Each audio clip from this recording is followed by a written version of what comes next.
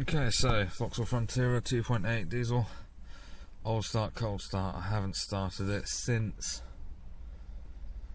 well, before Christmas, and it's now start of February, so that's, yeah, good 2 months, 2.5 months, a while. I'm hoping it's going to start straight up. I wouldn't be surprised if it does. I'll be quite disappointed if it doesn't, actually, but let's try and flip the key. Everything, the radio's just turned on. Off goes the glow plug. Oh, very nearly. Look at that.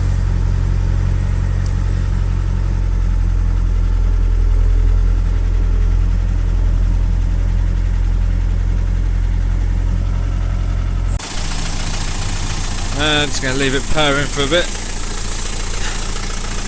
Get the oil around it again. Running for a second. Going good though.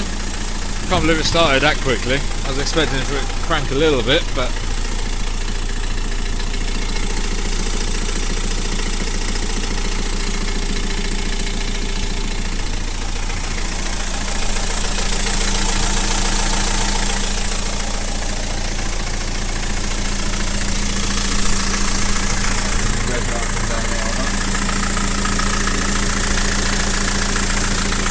get to it.